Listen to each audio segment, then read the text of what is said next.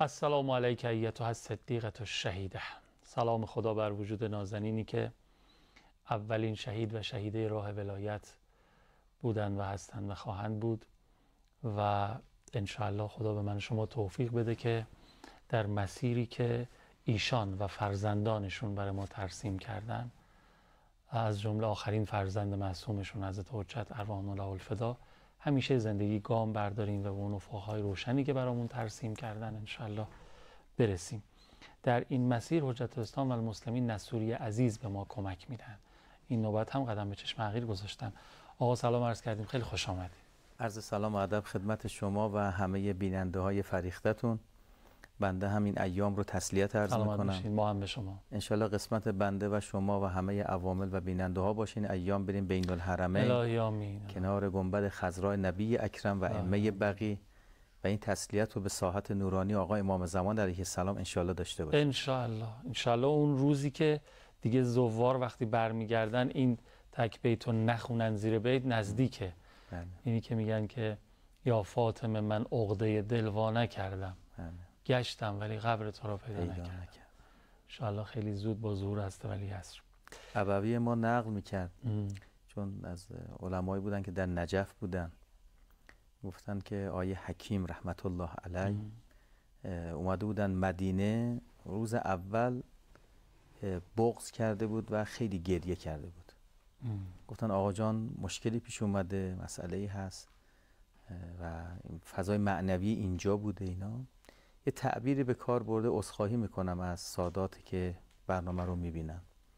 گفت من چه فرزندی هستم که بیام مدینه ندونم قبر مادرم کجاست.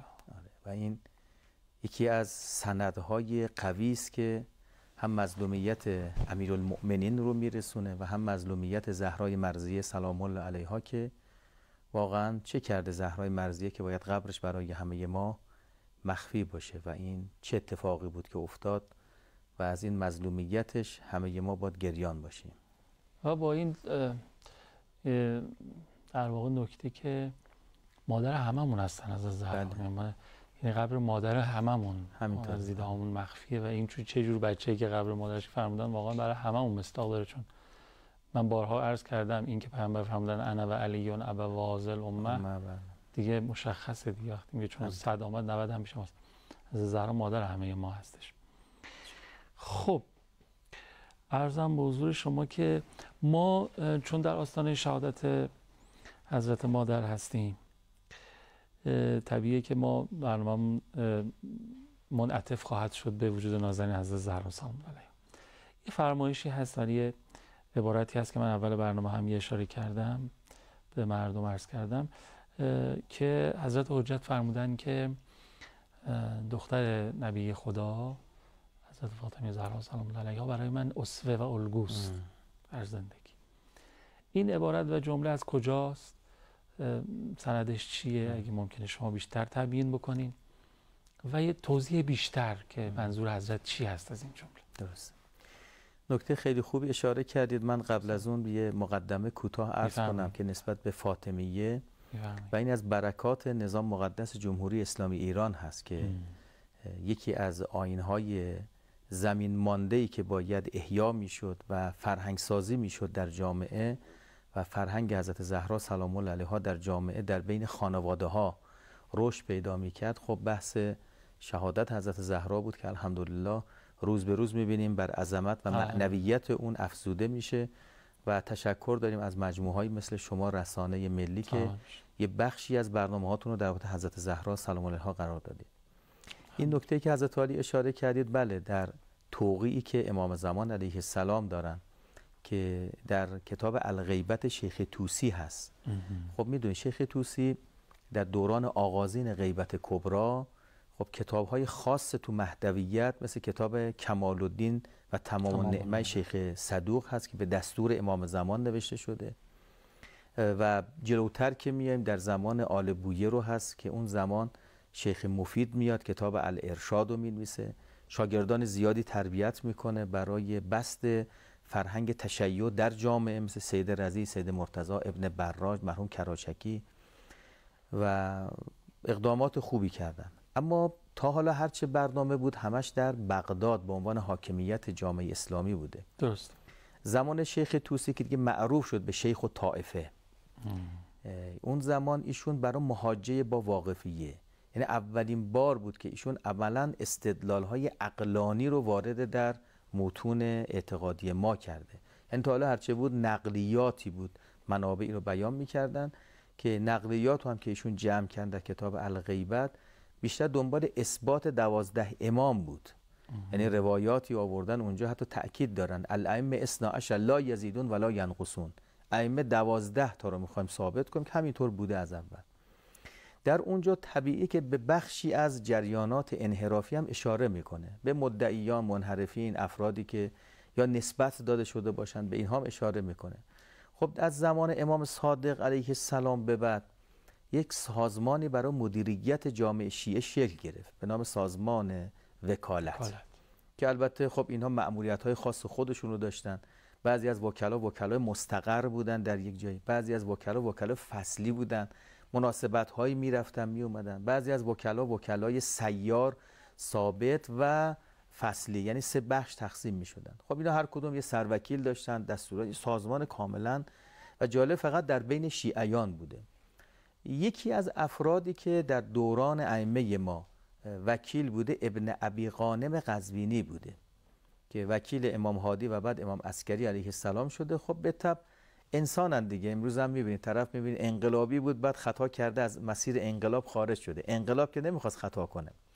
یا مثلا طرف نعوذ بالله یک فرد متدین مؤمن خوبی بود خطا کرد، یعنی اصل دین که نگفته تو برنامه‌ات این خطا رو انجام بده. اینا وسوسه هایی است که انسان پیش میاد، ریزش ها و رویش هایی است که در مسیر اینا طبیعیه. بله نباید باشه ولی هست.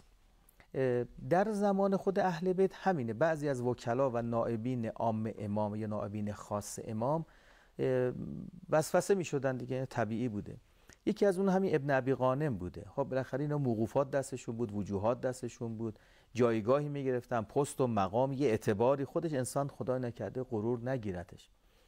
ایشون بعد از امام حسن عسکری علیه السلام برای جانشینی امام عسکری علیه السلام در بین شیعیان با ایشون اختلافات ایجاد میشه. شیعیان یه نامه ای رو به امام زمان علیه السلام مینویسن. که میدونید توقیع یعنی نامه هایی که امام معصوم خودش مینویسه یا جواب میگه و خودش مهر و امضا میکنه. که این که تعبیری که حضرت های داشتید همین بوده که در اونجا در جواب نامه شیعیان امام زمان مطالبی مینویسه که یه بخشش همینه که اونجا حضرت ابتدا جالبه در اون توقیع میگه بعد از دعا برای عافیت شیعیان از ضلالت و فتنه ها. اینا خیلی درسا. این نشون میده که انسان وقتی که در این فضای خفقان اینجوری قرار گرفته توسل و تمکن به خدا باشه، یعنی از خدا طلب بکنه که این هدایت اتفاق بیفته و ما بدونیم مشمول دعای امام زمانیم در هر لحظه. آفرین. کلید همینجاست. بعد اونجا جالبه درخواست میکنه امام روح یقین و عاقبت به خیری رو برای شیعیان. نکته مهم اینجاست که یک زن با این سن کم ببینید به مقامی میرسه که خاتم الاوصیا اونو الگو خودش قرار میده و درس برای بنده و شما و بقیه که این الگو ما هم هست، فقط الگو زنان نمیتونه باشه. بله. و این نکته مهمتر اینه که بریم تو کلام نبی اکرم. پیامبر 3 تعبیر خیلی لطیف از حضرت زهرا سلام علیها داره.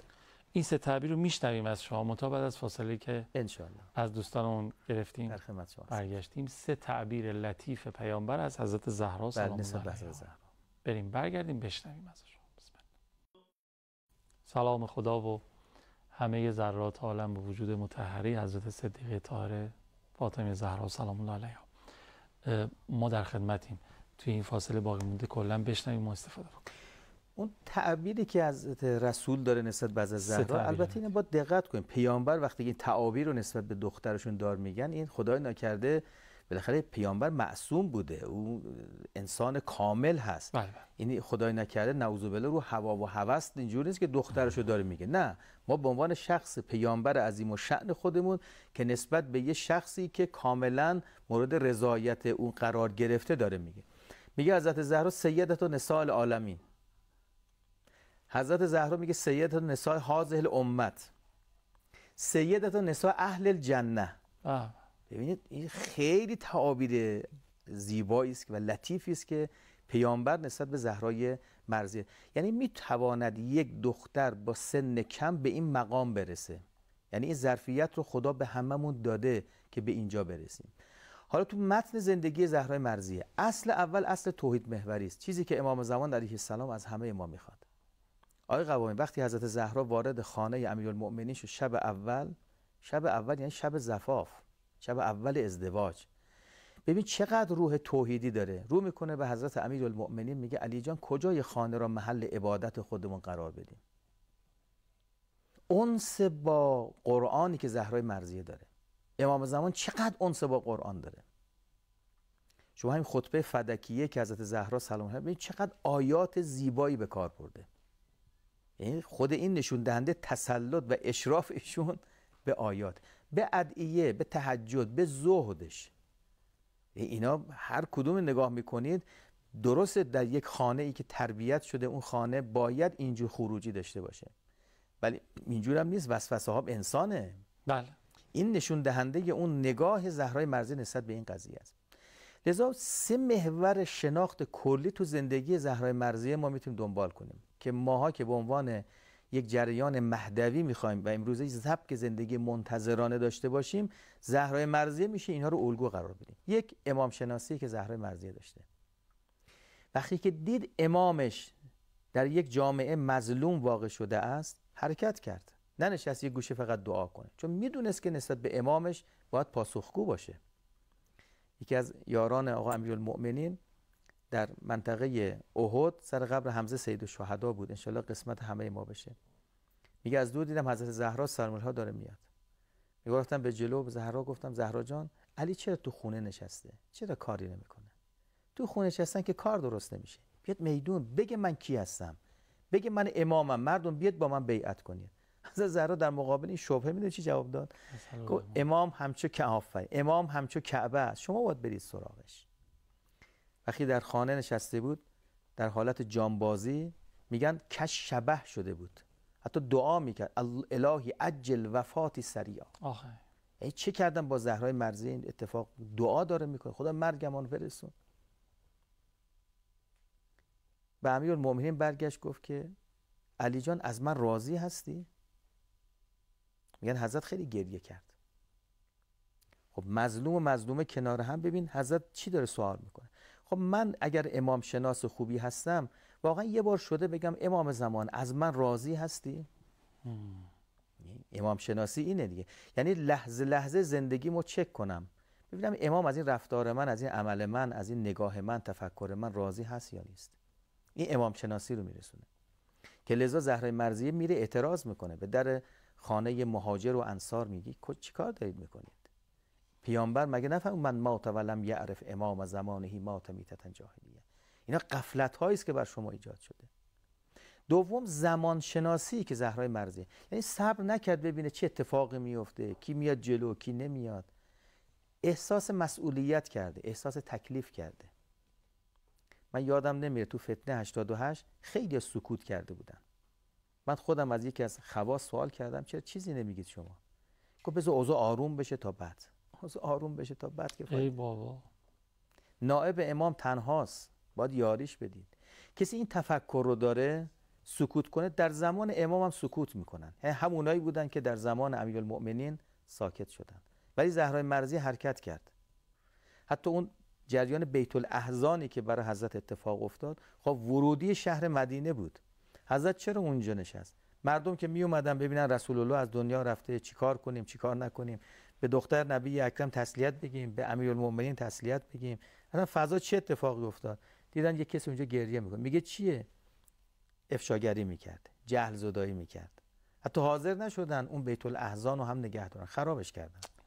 حتی به امیرالمؤمنین میگفتن به زهرا بگو یا شب گریه کن یا روز گریه کنه. یعنی به زمان به موقع از فرصت ها برای دفاع از امام زهرای مرضیه استفاده میکرد. اینا درس هم هست. سوم دشمن شناسیه.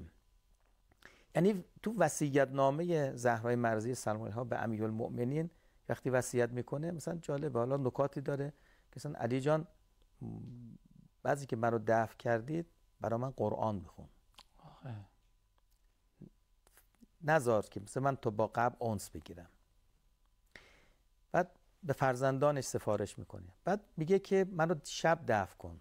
یعنی اعتراضه.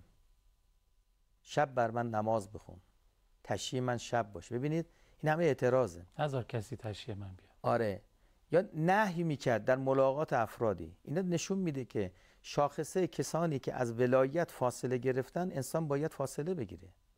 لذا امروز منم همینطور باشم. دشمن نه اینکه طرف مخالف آدم میتونه کنار بیاد، ولی دشمن که نباید کنار بیاد. دشمن کسی است که مبانی تو رو قبول نداره. دشمن کسی است که اعتقادات تو رو زیر سوال میبره. زهرای مرضیه چه در خطبه هایی که داره، چه در وصیت نامش، چه در عمل و رفتار خودش نشون میده کسانی که معیار رو با امیرالمؤمنین جدا کرد. علی مع الحق و الحق مع علی، ما رو همینجاست. یعنی کسانی که علی ازشون راضی نیست، از اینا احساس اعلام براءت بکنید. اما نه، اونایی که با امیرالمؤمنین بودن با اونا بیعت کنید، همراه اینا باشید، همراه باشید، یعنی تو مسیر با اینها حرکت بکنید.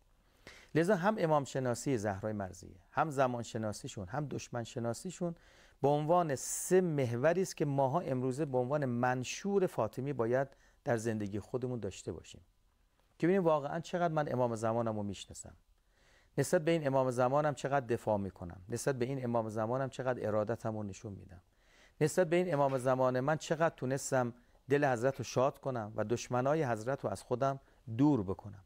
لذا این حرکت‌های زهرای مرضیه و دفاعی که زهرای مرضیه کرد و در این راه واقعا سنگ تمام گذاشته.